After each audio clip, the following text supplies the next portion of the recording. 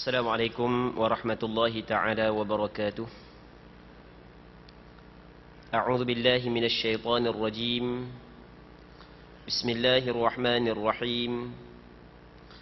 الحمد لله رب العالمين، والصلاة والسلام على أشرف الأنبياء والمرسلين سيدنا محمد وعلى آله وصحبه أجمعين. اللهم رب اشرح لي صدري ويسر لي أمري واحلل عقدة من لساني يفقه قولي، ولا حول ولا قوة إلا بالله العلي العظيم. اللهم انفعنا بما علمتنا وعلمنا ما ينفعنا وعلمنا ما جهلنا وذكرنا ما نسينا. اللهم يسر ولا تعسر، رب تمم بالخير. اللهم افتح علينا فتوح العارفين، وفقنا توفيق الصالحين. اللهم لا سهل إلا ما جعلته سهلا، وأنت تجعل الحزن إذا شئت سهلا. اللهم اجعلنا من السعداء المقبولين، ولا تجعلنا من الأشقياء المردودين. اللهم صل وسلم وبارك على سيدنا محمد وعلى آله وصحبه أجمعين، والحمد لله رب العالمين. InsyaAllah kita sambung balik pengajian kitab Bulughul Maram yang berkait dengan hadis hukum hakam yang dikarang oleh Al-Imam Al-Hafidh Ahmad bin Ali bin Muhammad yang dikenali sebagai Imam Ibn Hajar Al-Asqalani. Lahir pada tahun 773 Hijrah, wafat pada tahun 852 Hijrah, rahimahullahu subhanahu wa ta'ala, wa nafa'ana Allahu bi'ulumihi fid darain amin. Katanya, babu syurutis salah, bab pada menyatakan syarat-syarat sembahyang.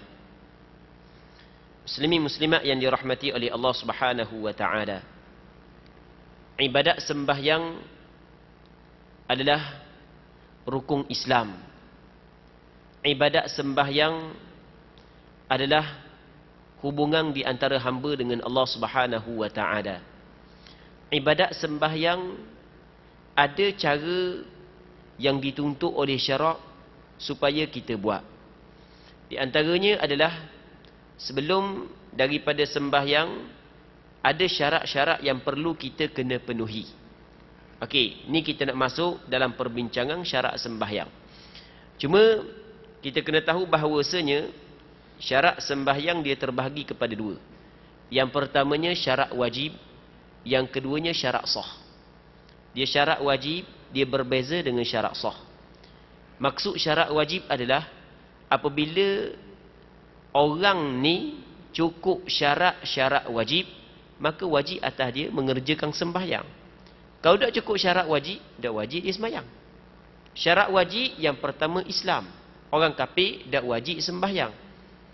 Orang kafir, orang yang bukan Islam tak wajib sembahyang. Tapi kita kena ingat, yang dimaksud tidak wajib kepada orang kafir adalah nisbah tuntutan di atas dunia. Namun orang kafir juga kena seksa atas dosa tinggal sembahyang di akhirat.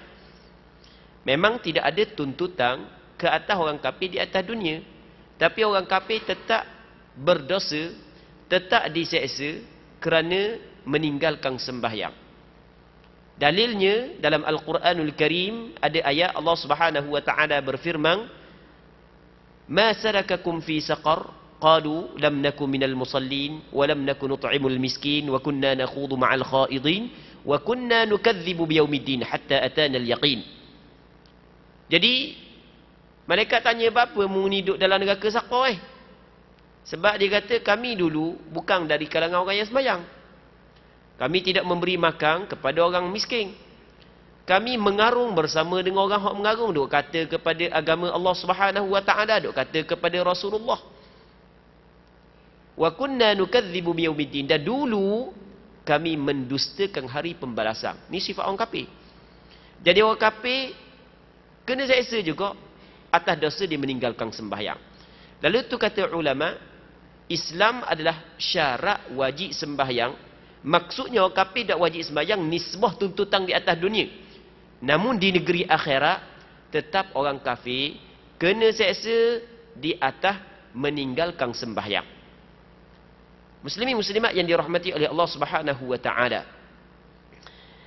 Dia sebenarnya hak yang kita sebut saat ni tu, dia dalam usul fiqh dia ada bincang berkenaan dengan adakah orang kafir ni dihadapkan kepada dia furu'us syariah. Adakah orang kafir juga dihadapkan kepada dia furu'us syariah, cabang-cabang agama, sembahyang, puasa, hukum hakam? Adakah orang kafir dihadapkan? Maka dengan dilihat kepada ayat Quran yang kita baca saat ni, maka majoriti ulama usul fiqh mengatakan orang kafir juga dihadapkan kepadanya furu'us syariah. Cuma dengan syarat dia memeluk Islam dulu. Sebagaimana diharamkan kepada orang Islam meninggalkan sembahyang, juga diharamkan kepada orang kafir meninggalkan sembahyang. Maksudnya ada dosa. Walaupun daripada nisbah tuntutan dunia, tak kenalah. Kalau kita buka dalam kitab usul fiqh yang paling kecil, kitab Waraqah yang dikarang oleh Imam Al-Juwaini, Imam Al-Juwaini menyebut orang kafir juga al-musyrikun al-kuffar mukhatabuna bi furu'is syariah. Orang kafir juga dihadapkan kepada dengan cabang-cabang syariat. Daripada kaedah ni lah dia tubik hukum lain pula. Ni bulan Ramadan dekat bulan Ramadan dekat ada orang mengambil kesempatan menjual makanan pada siang hari pada bulan Ramadan. Baik, jual kepada orang yang tidak berpuasa sedangkan diwajibkan berpuasa, hak tu jelas hukum dia adalah haram. Sekarang ni perbincangan ni, apakah hukum jual makanan di siang hari bulan Ramadan kepada orang kafir hak yang lelaki? Kalau orang puan mungkin kita kata datang haid. Apa hak yang disebut oleh ulama fiqh? Iaitu pandangan mazhab Imam Syafi'i bahawasanya hukum dia juga tetap juga diharamkan. Kerana sebagaimana orang Islam dikhitabkan kepada dia furu'us syariah, begitu juga orang kafir dikhitabkan kepada dia furu'us syariah. Cabang-cabang agama juga dikhitabkan, dihadapkan kepada orang kafir. Jadi tidak boleh orang Islam jual makanan siang hari Ramadan kepada orang kafir yang lelaki. Okey, orang puang mungkin dia datang haid, orang lelaki yang tidak ada apa-apa keuzuran. Baik. Muslimin muslimat yang dirahmati oleh Allah Subhanahu wa taala. Okey, syarat yang pertama Islam. Syarat wajib yang kedua adalah balik. Kanak-kanak dah wajib sembahyang. Balik barulah wajib sembahyang. Nak kenal warna balik, 3 alamat. Yang pertamanya cukup umur 15 tahun dengan pengiraan tahun Islam. Masuk tahun yang ke-16. Pengiraan tahun Islam ambil start daripada tarikh dia dilahirkan. Cukup 15 tahun dengan pengiraan tahun Islam, sama ada lelaki ataupun perempuan, maka dia telah balik. Yang keduanya keluar mani. Tak kira lagu mana pun keluar mani, asal kata keluar mani, balik. Yang ketiganya keluar haid bagi perempuan. Ni alamat balik.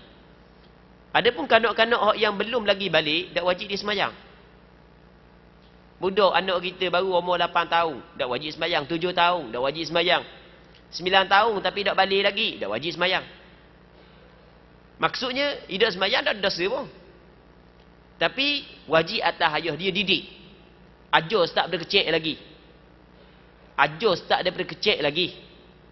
Supaya sembahyang.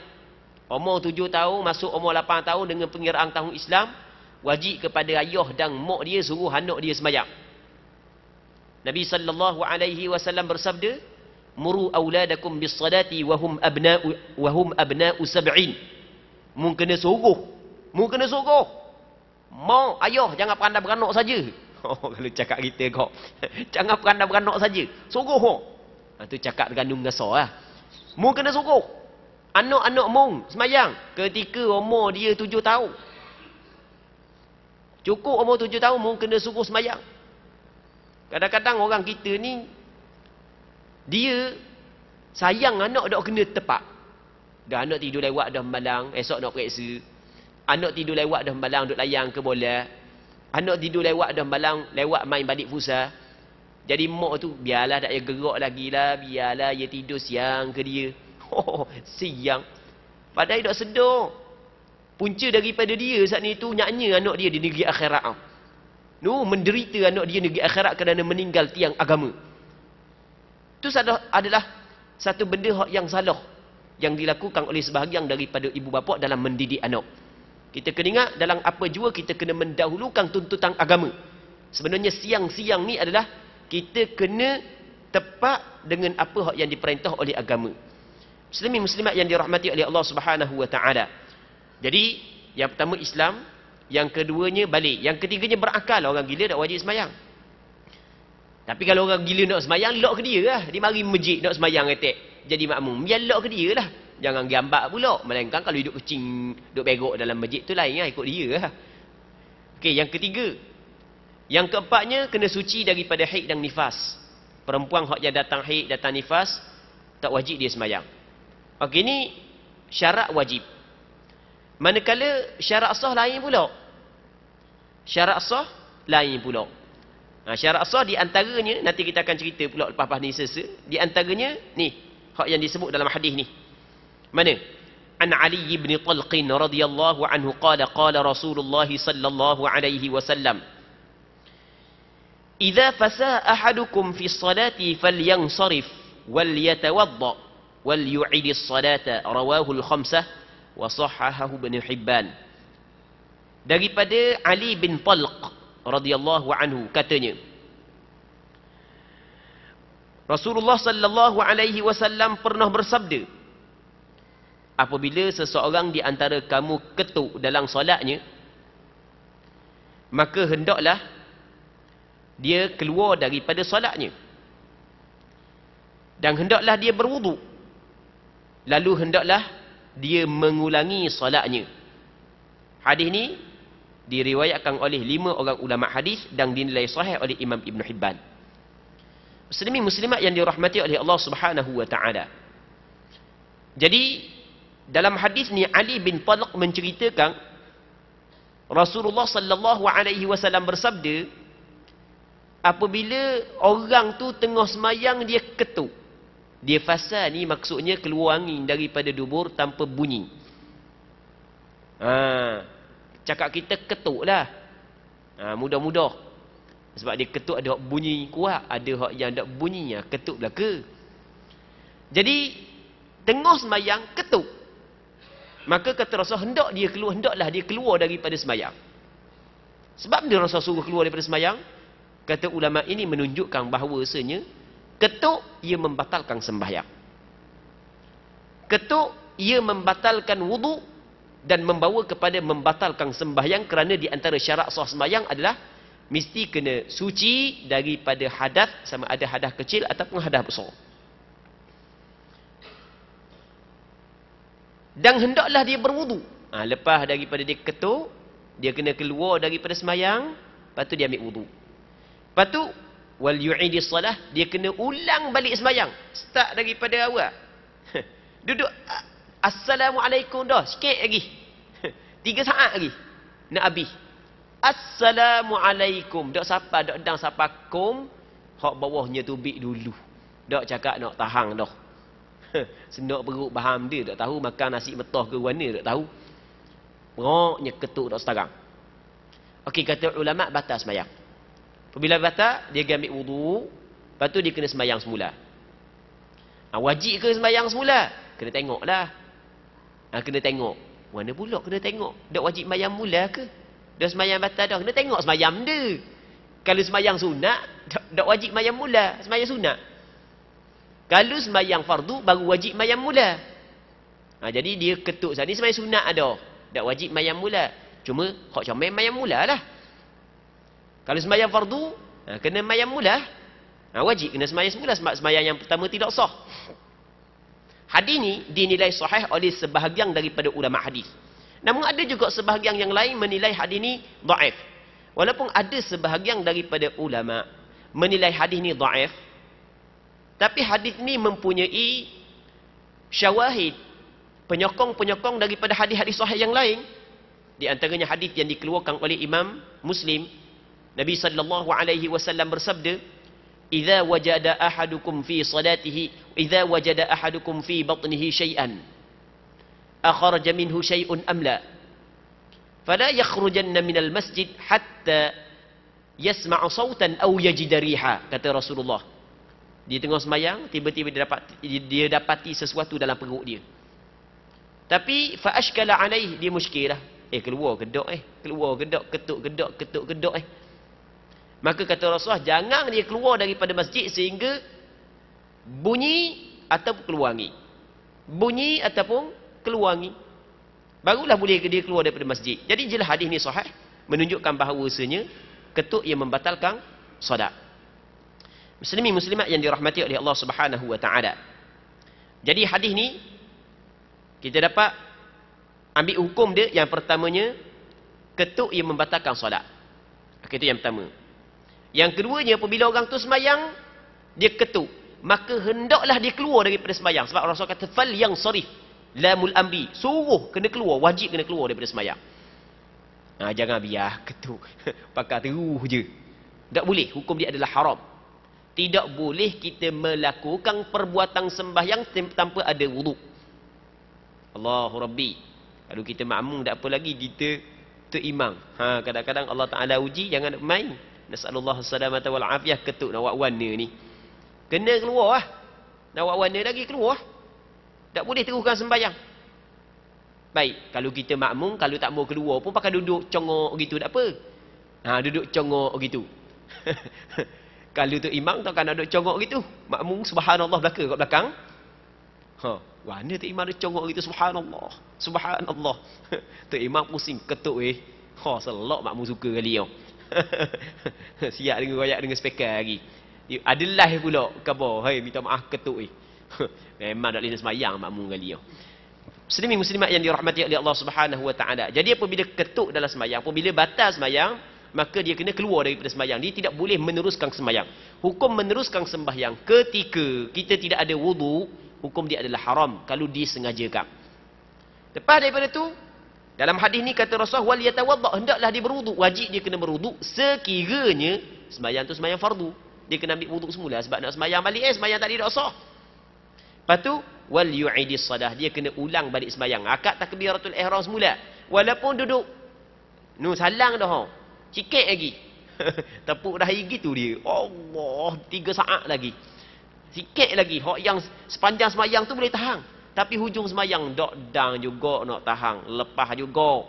Batal. Kena sembahyang semula. Okey, ni menurut pandangan majoriti ulama. Menurut pandangan majoriti ulama, apabila seorang tu berhadas di tengah sembahyang, wajib dia kena sembahyang semula. Sembahyang fardulah. Ini pandangan majoriti ulama. Bahkan kalau disengajakan berhadas dalam sembahyang, ni sepakat ulama mengatakan dia sembahyang semula. Sengajanya lepas ketuk. Hak yang kita kata majoriti kata ni kena sembahyang semula adalah tak sengaja, terkentut. Tu majoriti. Maksud dia majoriti, maksudnya di sana ada pandangan yang kedua, boleh disambung mula sembahyang. Ada pandangan yang kedua. Pandangan yang kedua dalam mazhab Imam Syafi'i sendiri. Kaul qadim bagi Imam Syafi'i. Dia kata boleh sambung semula. Dan begitu juga pandangan yang kuat dalam mazhab Hanafi. Boleh sambung semula. Sebab dia kata di sana ada hadis yang diriwayat oleh Imam Ibn Majah. Kata Nabi sallallahu alaihi wasallam, man asabahu qai'un aw ru'afun aw qadasun aw madhyun. Sesiapa hak yang dalam sembahyang kena mutah ataupun darah hidung ataupun jeluak ataupun keluar air mazi, maka Rasulullah sallallahu alaihi wasallam suruh dia keluar sembahyang, ambil wuduk, lepas tu falyabni ala salatihi. Dalam riwayat tersebut, maka hendaklah dia binakan di atas sembahyangnya. Maksud dia bina, sambung semula. Duduk tahiyat azan ni, dia ambil wuduk, bagi duduk tahiyat mula, Assalamualaikum warahmatullahi, Assalamualaikum warahmatullahi. Tapi pandangan tu adalah pandangan minoriti. Pandangan minoriti, pandangan majoriti tak kena teruskan sembahyang. Kena sembahyang semula. Pandangan majoriti kena sembahyang semula berpandukan kepada hadis ni. Manakala hadis yang diriwayat oleh Imam Ibn Majah, Khazani itu adalah hadis dhaif, bukan hadis sahih. Baik. Muslimin muslimat yang dirahmati oleh Allah Subhanahu wa taala. Seterusnya, okey. Benda hak yang kita kena sebut juga berkenaan dengan ketuk ni. Dia fasa ni ketuk melalui dubulah, punggung lah. Tu fasa. Dia ada satu lagi Kentut melalui qubul yang biasa berlaku kepada sebahagian daripada perempuan. Dia panggil kentut farak. Adakah ia membatalkan sembahyang ataupun tidak? Okey, hak ni kita bincang ketuk hak yang macam biasa itulah. Ketuk kat punggung kau. Dan nak sebut benda lagi. Nak sebut gitulah. Tidak ada faham pula orang. Maka waktu ia membatalkan sembahyang dengan kesepakatan ulama tanpa ada khilaf. Sepakat ulama mengatakan kentut dalam sembahyang ia membatalkan sembahyang sama ada sengaja ataupun tidak. Baik. Kalau yakin ketuk lah, kalau syok, itu lain. Duk rasa ketuk gedok tu biar angin, gedok duk rasa. Maka kata ulama tak ada masalah hak tu, teruskan sembahyang. Hak tu Rasulullah sebut dah dalam hak yang kita baca hadis tadi tau. Hak yang kita kabur tadi tau. Baik. Ya, satu lagi masalah ketuk farak yang berlaku kepada sebahagian daripada perempuan. Adakah ia membatalkan wuduk ataupun tidak? Jadi orang puang ketuk kat kemaluan depan. Ia berlaku kepada sebahagian orang puang. Orang lelaki memang tak tahu segala benda. Masalah ni bukan pada dia. Ni orang puang ni. Batal tak wuduk? Masalah ni ulama' berselisih pandangan. Ada sebahagian daripada ulama' mengatakan batal juga wuduk. Ketuk farak ia membatalkan wuduk mengikut pandangan sebahagian ulama' iaitu mazhab Syafi'i dan mazhab Hanbali. Namun ada pandangan yang kedua mengatakan ia tidak membatalkan wuduk. Mazhab Imam Syafi'i mengatakan kalau orang puang ketuk melalui qubul, melalui kemaluan, tetap ia membatalkan wuduk dan membatalkan sembahyang. Ini mazhab Imam Syafi'i. Dalilnya dalam hadis yang diriwayat oleh Imam Tirmizi. Hadis sahih. Dan beberapa orang ulama hadis yang lain kata Rasulullah, la wudu'a illa min sautin aw rih. Tidak ada wuduk melainkan daripada suara ataupun angin. Rasul kata rih, angin secara mutlak, tanpa dikaitkan angin keluar daripada kubul ataupun dubur. Maka secara umumnya apabila keluar angin sama ada daripada kubul ataupun dubur, ia membatalkan wuduk. Dalil mazhab Imam Syafi'i dalam masalah ni adalah cukup kuat. Begitu juga mazhab Hanbali. Jadi orang puang kalau dia ketuk melalui farak dia, ia membatalkan wuduk. Kalau berlaku dalam sembahyang, ia membatalkan sembahyang. Muslimi muslimat yang dirahmati oleh Allah Subhanahu wa taala. Seterusnya, wa an Aisyah radhiyallahu anha, anin Nabi sallallahu alaihi wasallam qala, la yaqbalu Allah salata haidin illa bi khimar. Rawahu al-khamsatu illa an-Nasa'i. Wasahhahu Ibnu Khuzaimah. Daripada Aisyah radhiyallahu taala anha, daripada Nabi sallallahu alaihi wasallam, Rasulullah sallallahu alaihi wasallam bersabda, Allah Subhanahu wa taala tidak menerima solat wanita yang baligh kecuali dengan memakai tudung. Hadis ini diriwayat oleh 5 orang ulama hadis kecuali Imam An-Nasa'i. Imam An-Nasa'i tidak riwayat. Imam Abu Daud meriwayat hadis ini, Imam Tirmizi, Imam Ibnu Majah. 5 orang ulama hadis meriwayat hadis ini. Dan hadis ini dinilai sahih oleh Imam Ibnu Khuzaimah. Jadi kata Rasulullah, orang puang tu apabila balik, Allah Ta'ala tidak terima solat dia melainkan dengan khimar. Apa makna dengan khimar? Dengan tudung. Apabila orang puang tu balik, Allah Ta'ala tidak terima solat dia melainkan dengan tudung. Alamat balik, hak yang kita cerita tadi. Yang pertamanya, haid, keluar darah haid. Keluar darah haid, itu menunjuk bahawasanya perempuan tu telah balik. Yang keduanya cukup umur 15 tahun. Yang ketiganya keluar mani. Tapi jaranglah berlaku kepada orang puang kan. Biasa keluar mani berlaku kepada orang lelaki. Jadi ni 3 alamat balik. Jadi apabila orang puang tu balik, tak sah semayang dia melainkan dengan tudung. Kena pakai tudung. Ni hak yang disyari' ataupun hak yang ditetapkan oleh agama kita, orang puang kena pakai tudung dalam semayang. Jadi kalau tak pakai tudung sedangkan dia balik, tak, Allah Ta'ala tak terima semayang dia. Maka kata ulama, di antara aurat perempuan dalam sembahyang adalah kepala dia, kena tutup. Kena tutup kepala, berpandukan kepada hadis ni. Baik. Jadi aurat perempuan dalam sembahyang adalah seluruh tubuh, termasuk kepala dia. Walaupun dia sembahyang dalam bilik, walaupun sembahyang dalam gelap, seorang pun nampak dia, pun nak nampak kau. Tetap dia kena tutup kepala. Mesti kena tutup kepala. Tutup kepala dia. Khimar ni benda tudung yang atas kepala sampai ke tekuk ni, tutup belaka. Adapun muka dan dua daun tangan, ia tidak termasuk di dalam aurat bagi perempuan. Muka ni, daun tangan, dia tidak termasuk dalam aurat. Dengan kesepakatan ulama tanpa ada khilaf. Sepakat ulama mengatakan muka perempuan dalam sembahyang, tak daun tangan dia, dua daun tangan, kalau kitab lama dia kata tapak tangan, bukan aurat dalam sembahyang. Muka, hak muka, warna hak muka.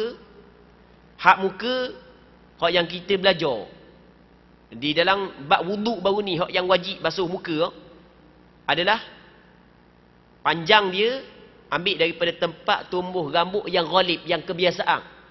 Jangan kira orang hak yang dahi suluh tengah kepala baru tumbuh rambut. Jangan kira dahi hak yang rambut patah dahi. Ni hak yang ghalib-ghalib biasa hingga kepada dagu. Anak telinga kanan hingga anak telinga kiri, tu lebar dia. Jadi bawah dagu dia termasuk dalam aurat. Tu orang puan kena tahu. Di bawah dagu dia bukan masuk muka Sebab itulah tak wajib kita basuh ketika kita berwuduk bawah dagu Sebab ia tidak termasuk dalam muka. Bawah dagu ni kan ada kan orang puan dia pakai semayang, dia pakai tudung kan. Faham tak? Kita kamu nak tunjuk pakai tudung. Jadi nampak bawah dagu. Bawah dagu kena tutup. Sebab bawah dagu dia termasuk dalam aurat. Orang puan kena tahu. Biasanya kain mayang dia ada benda tu. Tu orang puan kena tahu.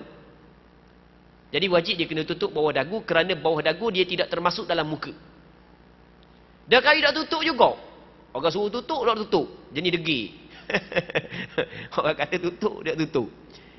Baik. Apakah hukum? Mazhab Imam Syafi'i tak sah semayang dia. Batal semayang. Kerana dalam mazhab Imam Syafi'i, terdedah aurat walaupun juzuk yang kecil, ia membatalkan sembahyang. Dah ramai orang puan buat gitu. Sudahlah. Mocik-mocik dengar. Kita dah cara pun sebelum ni. Dah sah semayang sebelum ni. Mengikut mazhab Imam Syafi'i tak sah.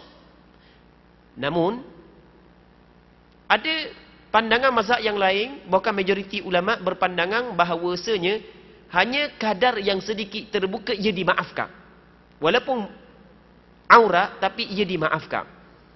Jadi kalau mocik-mocik belah-belah tahu dah semayang, dah tutup bawah dagu, jadi kita kata ambil pandangan majoriti ulama yang mengatakan tak apalah, sah semayang. Tapi akan datang kena tutup. Tak perlu qada dah hak lepas, ambil pandangan hak yang mengatakan sah. Jadi kan nak kena qada 20 tahun kena qada, tak keleleh. Jadi ambil pandangan hak yang mengatakan dimaafkan. Tapi lepas daripada ni kena tutup. Lepas daripada ni kena tutup. Itu perlu kita kena tahu. Yang pertama. Yang keduanya, tangan. Tangan ni, maksud tangan kalau kita lama dia kata dua tapak tangan. Tapi bukanlah maksud tapak ni Sebab ada kot mocik-mocik dia faham dah baca kitab lama dia kata melengkang dua tapak tangan. Dia pun tutup kot atas ni Ni belakang tangan dia tutup kot Sebab benda? Sebab dia kata dalam kitab kabar tapak je. Belakang ni dah. Belakang ni tetap aurat. Bukan gitu maksud. Dia dalam kitab dia sebut illal kaffain. Melainkan dua kaf. Kaf ni dua daun tangan. Atas dengan bawah bukan aurat. Adapun kaki, majoriti ulama mengatakan aurat. Dalam mazhab Hanafi ada pandangan yang mengatakan kaki bukan aurat. Begitu juga tak silap ingat pandangan Imam Muzani, anak murid kepada Imam Syafi'i, mengatakan kaki bukan aurat. Tapi majoriti ulama berpandangan kaki perempuan adalah aurat di dalam sembahyang. Wajib dia tutup. Maka sebaik-baiknya bagi perempuan ketika dia sembahyang, dia kena tutup kaki dia. Kalau nampak kaki, kena mayam mula. Itu hak yang paling baik sekali. Muslimin muslimat yang dirahmati oleh Allah Subhanahu wa taala. Seterusnya kata dia, wa an Jabirin radhiyallahu taala anhu أن النبي صلى الله عليه وسلم قال له إن كان الثوب واسعا فالتحف به يعني في الصلاة ولمسلم فخالف بين طرفيه وإن كان ضيقا فاتزر به متفق عليه. Daripada Sayyidina Jabir bin Abdullah radhiyallahu taala anhuma, dia menceritakan bahawasanya Nabi sallallahu alaihi wasallam pernah bersabda kepada dia, Rasul khabar kepada dia. Kebetulan Jabir bin Abdullah dia pakai kain selah. Dia pakai kain, dia pun ikut seluruh tubuh dia. Kata Rasulullah sallallahu alaihi wasallam, jika kain yang kamu pakaikan dalam solat cukup panjang, luah kain itu besar, maka sampirkanlah, lebihkanlah nya ke bahumu. Menurut riwayat Muslim disebutkan, maka silangkanlah kedua-dua hujungnya. Dan jika sempit, maka jadikanlah sebagai sarung. Dia cerita lagu mana ceritanya. Jabir bin Abdullah dia semayang. Dia ada selai kain je. Dia dulu payah baju. Zaman kita je baju banyak sangat. Sungguh zaman kita penuh dalam robok. Tambah-tambah baju bini kita. Dah beli bukan sikit, banyak beli. Tiap-tiap bulan hok setengah-setengah hok. Nak pakai masa mana tahu? Orang puang ni. Penuh hok, 4-5 robok baju dia je. Tak pakai pun. Pakai kejap je. Banyak hok. Lah ni tak ada harga baju. Dulu pakaian ni di antara benda hok yang penting lah, benda hok yang mahal, benda hok yang berharga. Orang hok yang kaya sungguh banyak pakaian, orang hok yang tak ada benda ni ada selai je pakaian. Jabir bin Abdullah ada selai je, kain, bukan baju, kain je. Macam kain limuk, dia limuk seluruh tubuh dia. Kau dah tu dia semayang. Baik, kata Rasulullah, kalau kainmu luah lebar, maka mu tutup seluruh tubuh. Kalau kainmu lebar. Tapi kalau kainmu sempit, jangan tutup seluruh tubuh. Mu buat pakai kain bawah dah lah. Macam kain pelekat kita tau. Pakai di antara pusat dan bawah, tu izar. Izar ni kain yang menutup di antara pusat dengan lutut. Sebab dia. Sebab kita semayang, kalau kain sempit, kita pakai sampai ke atas, jadi kena pegang. Faham tak lagi tau? Jadi kena pegang situ, kena pegang takut selok. Dah kain sempit, kita kelubung sampai ke atas, main tak pegang, cokoh tu tubik tau. Kan gitu kan? Jadi kan dalam sembahyang dia ada perbuatan-perbuatan yang disunatkan kita buat dengan tangan kita. Kena letak tangan sini, kena buat gini. Dah kalau cara kepegang kain ketika sembahyang, maka perkara-perkara tersebut kita tidak dapat buat dalam sembahyang. Jadi kata Rasul, kalau kain tu besar, tak apalah, likutlah seluruh tubuh. Lepas tu, yang punca tu tak alik bahu nisa baru nak jatuh. Okey, boleh faham kan?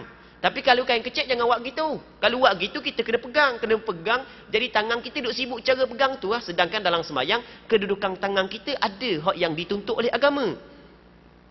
Jadi kalau kain kecil ni pakai di antara pusat dengan lutut. Okey, boleh faham kan?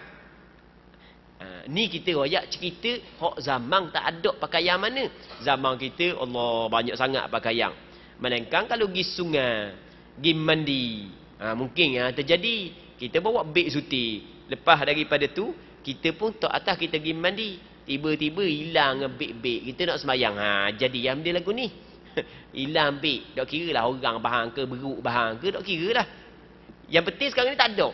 Hak ada tu seluar je hak ada. Ataupun kain plekat je. Dah kita nak semayang buat mana? Takkan nak buat sampai ke atas lagu tu speed kan. Jadi kena pegang takut selok situ. Kena pegang takut selok sini. Jadi, itu maksud dia. Muslimin muslimat yang dirahmati oleh Allah Subhanahu wa taala. Hadis ni juga menjadi dalil bahawasanya aurat lelaki dalam sembahyang di antara pusat dengan lutut. Maksudnya anggota yang di antara pusat dengan lutut. Sebab fattazir bihi ni Rasul suruh buat kain. Kain izar dalam bahasa Arab adalah kain yang dipakai di antara pusat dengan lutut. Maka kata ulama daripada hadis ni kita dapat faham bahawasanya aurat lelaki dalam sembahyang adalah di antara pusat dengan lutut. Tapi hak yang paling sempurna kena tutup sampai ke atas lah. Tak comel lah kita mari masjid pakai seluar antara pusat dengan lutut je, pakai luar hak mandi kolang. Tu je mari masjid. Allah tak comel. Teras sekali kalau tak percaya kau comel ke tak? Subuh esok mari kali pakai luar tu. Pakai kain plekat aje. Baju-baju tak pakai piah tak pakai. Lepas tu kain sising tinggi sikit sampai ke tengah betis yo. Kejut orang kali yo. Boh. Warna pula panah hising ke warna.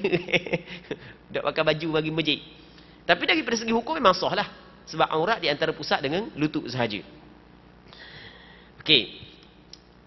Seterusnya, katanya, walahuma min hadithi Abi Hurairah radhiyallahu anhu, la yusalli ahadukum fi thawbil wahid, laisa ala atiqihi minhu syai'. Katanya dalam riwayat Bukhari dan Muslim melalui Abu Hurairah radhiyallahu taala anhu disebutkan, janganlah seseorang daripada kamu solat dengan memakai sehelai kain sementara bahagian bahunya tidak tertutup oleh sesuatu pun daripada kain yang dipakainya. Jadi dalam hadis ada Rasulullah kata, kalau mu nak semayang, jadi kalau ada selai kain, mu jangan semayang lah.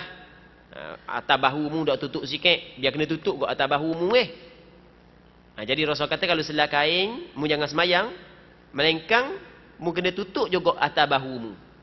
Dalam hadis tadi tak perlu tutup atas bahu. Maka kata ulama, tutup atas bahu ni bukanlah diwajibkan, bukan disunatkan.